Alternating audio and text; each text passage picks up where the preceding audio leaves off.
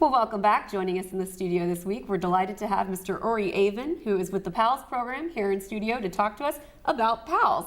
Ori, welcome to the show. Thank you. Glad to be here. And we've mentioned PALS on the last few of the couple of weekend reviews. We kind of like PALS. And for folks out there who might still not know what PALS is, can you explain it? Sure. So PALS stands for Partnership for Action Learning in Sustainability. It's a partnership between the University of Maryland and a local jurisdiction, and it emphasizes student service learning, action learning. They do projects in real communities under the umbrella of sustainability. So the projects are focused on sustainability. So it's a program that we partner with a place like Anne Arundel County for 1 year, 2 semesters. And this year we've got about 20 classes attacking different projects with different topics for their semester. And so we have about 400 students who will be running around Anne Arundel County doing work here, working with your department heads, addressing problems and needs that you have. I really love this program, both because of the challenges it presents to the students, but also the opportunity. Yep. Talk to us about some of the projects that you're currently working on. Sure.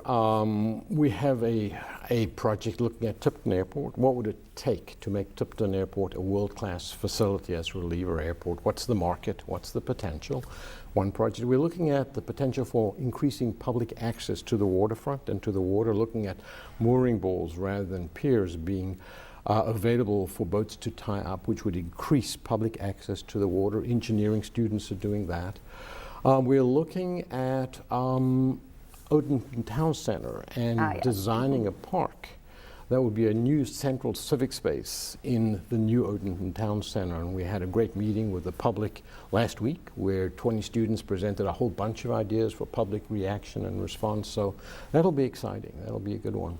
That's definitely one we've been mentioning on the show. Yeah, we like to say that it's a bargain basement prices for high class consultants, right? It absolutely is quite true. And it is. I mean, the students are very impressive. We figure for every dollar that the county spends, you get at least $10 in return in terms of the quality of work. If you were to hire consultants, it would be, you're paying for a fraction of the work, and you're getting a lot of fresh ideas.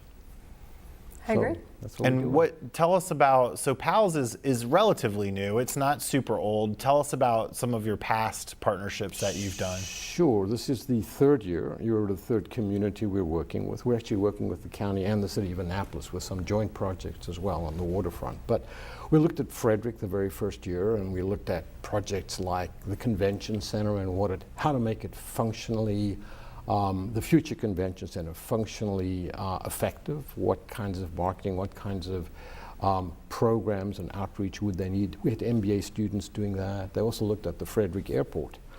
We looked at the watershed and invasive species that are causing problems in the watershed and climate change impacts in the watershed.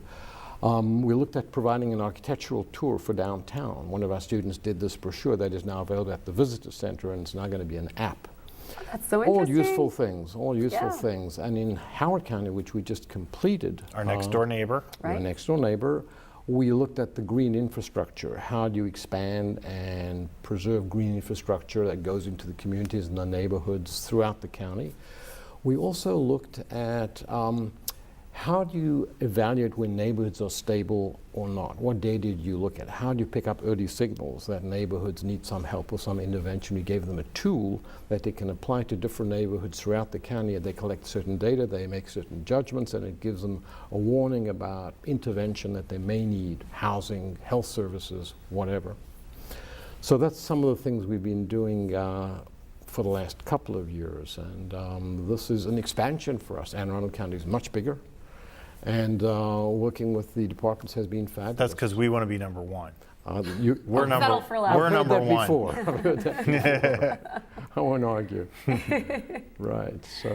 What is your professional background? So I'm an architect and an urban planner by original training. I spent 10 years as a planning director in different counties in Maryland, Howard County among others. I worked for the public sector, and then I spent over 20 years as a consultant working for planning and engineering firms nationally, a little bit internationally. So that's my background. I've been in academia for the last 4 years, actually teaching, doing applied research, and been running the PALS program for the last 3 years, which has really been my focus. Has this been your brainchild, or how did PALS come about? I've been the Go director. ahead, you can take credit for it. It was Dave's brainchild. It was my idea. No, don't let him do that. I'm You sorry. do that with I'm every sorry. I idea he invented could. PALS. You've been fighting me all the way. Right.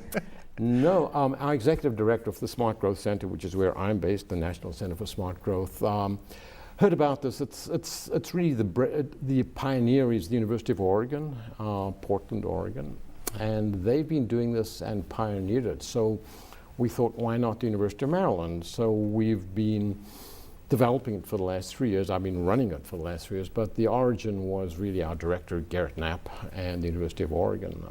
There are about 23 universities around the country that are doing this, partnering with local communities. It's really a very successful win-win.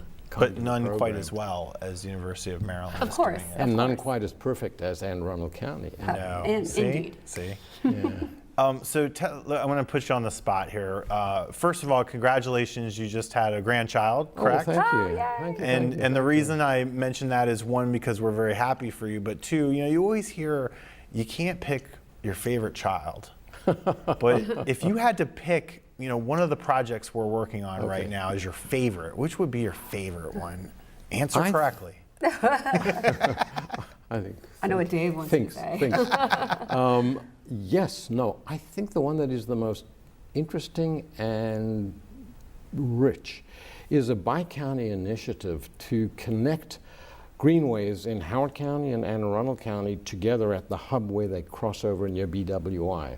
There's something like 3 miles, which is not now properly connected. We have a bunch of landscape students doing some fabulous work looking at ways to connect the Greenway bike ped system that will allow people to, in effect, as bikers or pedestrians, hikers, travel from way north in Howard County all the way through to Sandy Point. Wow. That is really a regional initiative which both county executives are supportive of, and which we're hoping will generate a real implemented project in Anne Arundel County in the next several years. That's a model project for us, actually. See, he played the smart parent. He said something that was good for both counties. Right, you know? right, exactly. We don't play favorites. Yeah. So that and was good. it also happens to fit into the county And I much executive's prefer talking priorities. to you, Kirsten. than talking to Dave. Oh, now he's just not even going to talk to me anymore. Ruined it. This is how our meetings go a lot, yeah. But I mean, we've been working very hard on this, and Uri and his team have put in a lot of time and a lot of effort, and it's really impressive how professional the students and the team are. They take this very seriously, and it's a lot of times when you hear students, people think about term papers, write a page and a half about how it would be great to have a Tipton Airport be, improved. This is so much more This is a hands-on. way higher level than Yeah. that. This is high level stuff. Right. And when on December 13th, we will have a presentation where all of the students will come to Annapolis, to the Arundel Center, and they'll show the final projects to department heads and the county executive, the county council, all the elected officials, and certainly open to the public to attend as well. And I encourage people to check it out because I've seen the preliminary results and they're really impressive. So it's going to be great stuff, and it's very useful to the county. It's things that we assigned what we wanted. So it's not like they came to us and said, we want to do A, B, and C. It was kind of both, but everything's very specifically geared to what we need. So it should be great. And a lot of the things are very practical, database building, Right. apps, computer apps for different Yeah, I departments. love the app metrics. aspect of this. And the reports are pretty professionally edited. And so our hope is that you'll have things you can actually implement that would make everyone, including the students, feel good. Well, it sounds pretty perfect. Not only the skills that are helping the students, but also the presenting, the public speaking, making Yes. sure that you're ready for that Exactly. part of the professional workplace too. So Exactly. excellent program. Thank you Okay. so much for Go coming on the Terps. show. Yes, go Terps. We would love for you to come back anytime with an update. Happy And to do that. Thank you so you. much for joining us All right. today. My We'll be right pleasure. back with more Week in Review right after this. Don't go anywhere.